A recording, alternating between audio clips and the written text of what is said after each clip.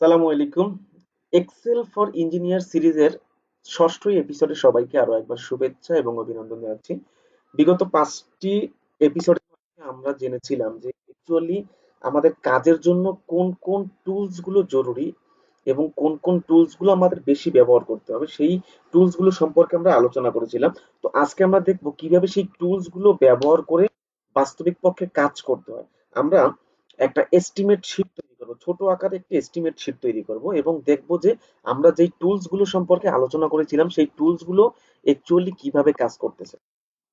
তো যাই হোক, আমরা একটা মাইক্রোসফট এক্সেলের একটি এক্সেল শিট ওপেন করে নিয়েছি। তো এখানে আমি প্রথমেই আমার সুবিধা মতো আমি সেলগুলোকে একটু টেনে বড় ছোট করে নিচ্ছি, কারণ আমরা এখন একটা এক্সেল শিট তৈরি করব। তো আপনাদের সাথে ইতিমধ্যে আলোচনা করেছিলাম যে এই শিটগুলোকে আমরা এখানে এই যে আমাদের বার উপরে আছে এটা এখানে ক্লিক করে টেনে ইচ্ছা মতো আমরা বড় ছোট করে নিতে পারি। তো তারই ধারাবাহিকতায় আমরা এটাকে বড় ছোট করে নিচ্ছি। তো প্রথম ঘরটাকে নাম দিচ্ছি সিরিয়াল, পরে দিচ্ছি ম্যাটেরিয়ালস, অথবা ধরে নিলাম এটা ডেসক্রিপশন। ডেসক্রিপশন পরের ঘরটায় দিচ্ছি লেন্থ, পরেরটাই দিব ওয়াইড, পরেরটাই দিব থিকনেস। ধরি এখানে আমরা কোনো একটা ছাদের মালামালের এস্টিমেট করব, যে অর্থাৎ আমার একটা ছাদ ঢালাইয়ে কতটুকু পরিমাণ সিমেন্ট, বালি এবং খোয়াল বা পাথর লাগতেছে সেটার একটা এস্টিমেট করব। সেটার এস্টিমেট শীটটা কিভাবে তৈরি করব, সেটার একটা এস্টিমেট শীট এখানে আমি আজকে আপনাদেরকে তৈরি করে দেখাবো কিভাবে এক্সেলের আপনাদের সাথে যেই টুলস গুলো নিয়ে আলোচনা করেছিলাম সেই টুলস গুলো ব্যবহার করে কিভাবে আমরা একটা এক্সেল শীট তৈরি করতে পারবো। ওকে, তো এখানে ধরে নিচ্ছি যে এই দুইটা সেলকে মার্জ এন্ড সেন্টার করে এটাকে ধরে নিচ্ছি ম্যাটেরিয়ালস। ওকে, প্রথম যেই সেলটা সেটা দিয়ে দিচ্ছি সিমেন্ট, অর্থাৎ সিমেন্ট কতটুকু পরিমাণ লাগবে সেইটা আমি জানতে চাচ্ছি আমার এই সেলটার ভিতরে বের করবো যে সিমেন্ট কতটুকু লাগবে। ওকে, এর পরেরটায় ধরে স্যান্ড, স্যান্ড কতটুকু লাগবে সেটা। এরপরে ধরি স্টোন চিপস। ওকে, স্টোন চিপস কতটুকু লাগবে সেটা। ওকে, এখন আমি চাচ্ছি যে আমার এই টোটাল তিনটা যে রো আছে এই তিনটা রো একটা রো এর মতো থাকুক, কারণ আমি টোটাল একটা আরসিসি এস্টিমেট করতে চাচ্ছি এবং সেই আরসিসির ভিতরে কতটুকু সিমেন্ট, স্যান্ড এবং স্টোন লাগবে সেটা। তো সেক্ষেত্রে আমি টোটাল তিনটাকে যেহেতু একটা হিসেবে ব্যবহার করতে চাচ্ছি, তো সেক্ষেত্রে তিনটাকে যদি মার্জ অ্যান্ড সেন্টার করি আমার তিনটা একটা হয়ে গেল।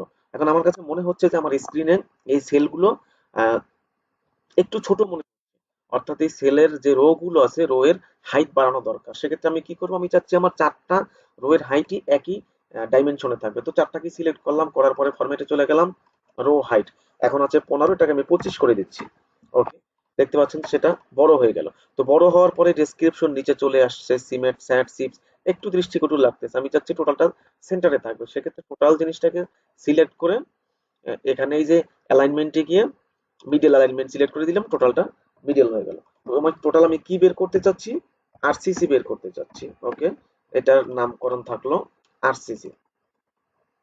ওকে, এখন এই আরসিসি যখন বের করতে চাচ্ছি এখানে আমার লেন্থ তো একটাই হবে, তার মানে আমি টোটাল তিনটা সেলকেই একটা সেল হিসেবে ব্যবহার করব। ওয়াইড আমার তিনটাকে একটা হিসেবে ব্যবহার করব, থিকনেস আমি তিনটাকে একটা হিসেবে ব্যবহার করব। ওকে, আচ্ছা, তো আমরা সিরিয়ালটাও তাহলে আমার একটাই থাকতেছে। ওকে, এটা ধরে নিলাম 1 নম্বর সিরিয়াল।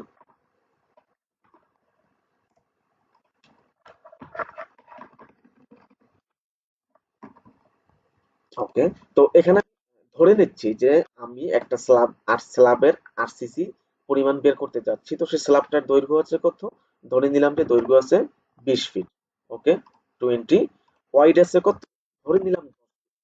ওকে, থিকনেস আছে কত, থিকনেস আছে 5 ইঞ্চি। তো 5 ইঞ্চিকে আমাকে ফিটেই কনভার্ট করে নিতে হবে। আহ, তো 5 ইঞ্চিকে ফিটে কনভার্ট করলে হয় 0.416। ওকে, আচ্ছা, চলে আসলো আমার এখানে দৈর্ঘ্য প্রস্থ থিকনেস। ওকে, এখানে একটু ভুল হয়ে গেছে। ভুল হয়ে গেছে বলতে আমি দৈর্ঘ্য নিয়ে এলাম, প্রস্থ নিলাম, থিকনেস নিলাম। তো তিনটার সমন্বয় আমাকে তো এখানে আয়তন বা ভলিউম নিতে হবে। তো সেই সেলটা তো আমি রাখিনি। তো সেক্ষেত্রে আমাকে কি করতে হবে, যেহেতু এটা আমি ভুলে গেছি মানে আমি আপনাদেরকে জাস্ট বোঝানোর জন্য যে যখন কোনো আমার রো অথবা কলাম ভুলে যাব তখন সেক্ষেত্রে আমি কি করব।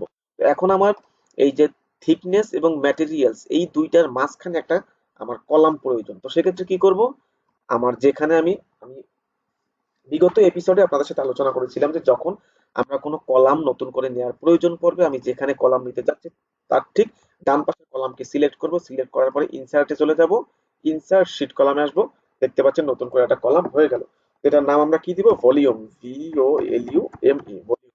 আচ্ছা, তো ভলিউমটাকেও আমি একটা ঘর হিসেবে ব্যবহার করতে চাচ্ছি, মার্জিন সেন্টার করে দিলাম। এখন ভলিউমটা অ্যাকচুয়ালি কোথা থেকে আসবে, ভলিউমটা আসবে আমার এই দৈর্ঘ্য, প্রস্থ এবং পুরুত্বর যে গুণফল আছে সেইটা। তো সেটাকে কিভাবে তৈরি করব, আমরা ইতিপূর্বে জেনেছিলাম যে গুণ করার জন্য কি করতে হয়, সেলগুলোকে সিলেক্ট করতে হয়।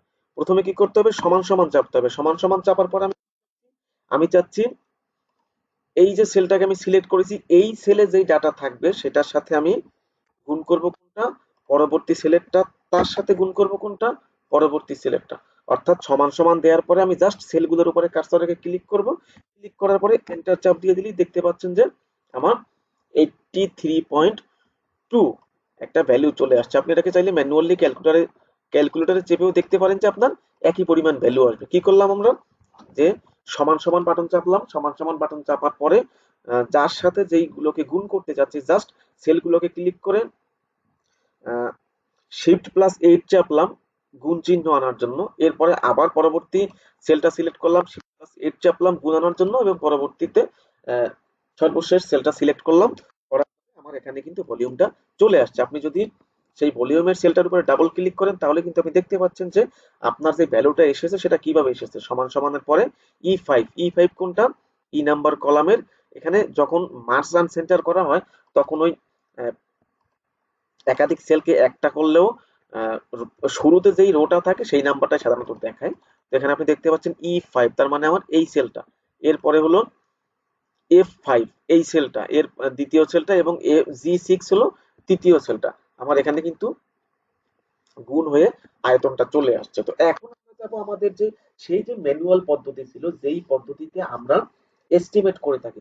আমরা সাধারণত এস্টিমেট করার জন্য সিমেন্টের পরিমাণ বের করার জন্য, আরসিসি কোনো ঢালাই থেকে সিমেন্টের পরিমাণ বের করার জন্য আমরা কি করি, আমরা সাধারণত কি করি যে আমাদের আয়তন যেটা থাকে আয়তনকে 1.5 দিয়ে গুণ করি। গুণ করার পরে সেটাকে আবার সিমেন্টের ব্যাগে নেয়ার জন্য 0.8 দিয়ে গুণ করি। গুণ করার পরে অনুপাতের যোগফল দিয়ে ভাগ করি। ধরে নিলাম এখানে আমার অনুপাত ছিল 1:2:4, অর্থাৎ অনুপাতের যোগফল হলো 7। তো সেক্ষেত্রে একই জিনিস করব। একটা জিনিস মনে রাখবেন, এক্সেল এর ক্ষেত্রে যোগ বিয়োগ গুণ ভাগ যাই করেন না কেন, যখনই আপনি কোনো হিসাব নিকাশ করতে যাবেন তার আগে সমান সমান চিহ্ন ব্যবহার করতে হবে। ওকে, তো আমি সমান সমান চিহ্নটা ব্যবহার করতেছি। ব্যবহার করার পরে কি করব, কিসের সাথে গুণ করব সেই সেলটাকে আমরা সিলেক্ট করে নিব। আমি চাচ্ছি ভলিউমের সেলের সাথে গুণ করব। ওকে, ভলিউমের সেলকে সিলেক্ট করে নিলাম ইনটু 1.5। এটার সাথে আমার কি হবে, এটার সাথে আমার গুণ হবে গিয়ে 0.8। এখন এই যে ভলিউমের সাথে 1.5 ইন্টু 0.8 গুণ করলাম, এই সামগ্রিক জিনিসটার সাথে ভাগ হবে গিয়ে অনুপাতের যোগফল, দ্যাট মিনস 7। তাহলে সামগ্রিক জিনিসকে যদি আমি ভাগ করতে চাই তখন কি করতে হবে, সেটাকে একটা ব্র্যাকেট দিয়ে আটকে নিতে হবে, ভাগ চিহ্ন দিয়ে 7 দিয়ে দিই। কি দেখতে পেলেন, আমার যে টোটাল যে ভলিউমটা আছে ভলিউমের সাথে 1.5 গুণ করলাম কি জন্য, শুষ্ক আয়তনে নেওয়ার জন্য। সেখান থেকে সিমেন্টকে ব্যাগে রূপান্তরের জন্য নিলাম 0.8 দিয়ে গুণ করলাম। টোটাল জিনিসটাকে অনুপাতের যোগফল দিয়ে ভাগ করে এন্টার দিয়ে দিচ্ছি। চলে আসছে আমার 14.26 ব্যাগ সিমেন্ট লাগে। 14.26 ব্যাগ সিমেন্ট লাগে। আচ্ছা, এখন সিমেন্টের পরিমাণ যদি আমরা পেয়ে যাই তাহলে আমরা স্যান্ডের পরিমাণও পেয়ে যাব। কারণ আমার অনুপাত ছিল কি 1:2:4।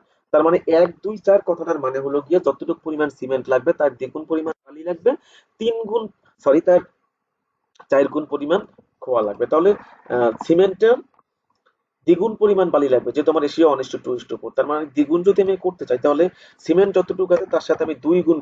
কিন্তু যেহেতু এটা আমার সিমেন্ট ব্যাগে আছে আমাকে খোয়া বের করতে হবে সিএফটি তে, তো 1 ব্যাগ সিমেন্ট সমান 1.25 সিএফটি, তাহলে 1.25 কি করলাম আমি, এখানে সমান সমান দিয়ে আমি সিমেন্ট যেই সেলের ভিতরে আছে সেই সেলটাকে সিলেক্ট করলাম, ইনটু 2 করলাম, ইনটু 1.25 দিয়ে এটা দিয়ে দেবো।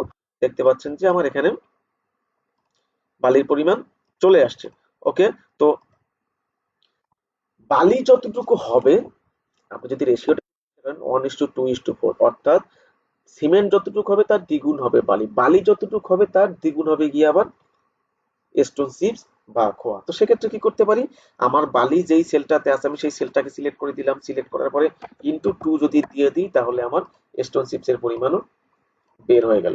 অতি সহজেই আমরা কিন্তু একটা এক্সেল শিট তৈরি করে ফেললাম এস্টিমেট করার জন্য। অর্থাৎ এই পদ্ধতিতে যদি আপনি এখন এস্টিমেট করতে চান, আপনি একই এস্টিমেট যতবার করতে চান, যত ডাটা চেঞ্জ করেন, আপনার সমস্ত ডাটা কিন্তু স্বয়ংক্রিয়ভাবে চেঞ্জ হয়ে যাবে। কিভাবে চেঞ্জ হয়ে যাবে, এই যে লক্ষ্য করে দেখেন যে যখন আপনার দৈর্ঘ্য ছিল 20 ফিট, তখন সিমেন্টের পরিমাণ আসছে কত, 14.26। ধরলাম দৈর্ঘ্য 20 ফিট না 22 ফিট, আপনি 22 ফিট জাস্ট এন্ট্রি দিয়ে এন্টার দিয়ে দেন, আপনার ডাটা কিন্তু চেঞ্জ, সমস্ত ডাটা চেঞ্জ হয়ে গেছে। আপনার সিমেন্টের পরিমাণ বেড়েছে, স্যান্ডের পরিমাণ বেড়েছে, স্টোন চিপসের পরিমাণ বেড়েছে। দেখা গেল যে আমি এটাকে 22 ফিট না 15 ফিটে নিয়ে নিলাম, এটা দিয়ে দিচ্ছেন, আপনার সব ডাটা চেঞ্জ হয়ে যাবে। আবার ওয়াইড এর পরিমাণ 10 ফিট না 12 ফিট দিলাম, আপনার ডাটা চেঞ্জ হয়ে যাবে। মাইক্রোসফট এক্সেল এর কাজের সবচেয়ে বড় সুবিধাই হলো এটা যে আপনি যে কোনো সময় যে কোনো ডাটা চেঞ্জ করলে তার সাথে লিঙ্কেজ সমস্ত ডাটা আপনার সেভাবে চেঞ্জ হয়ে আসবে।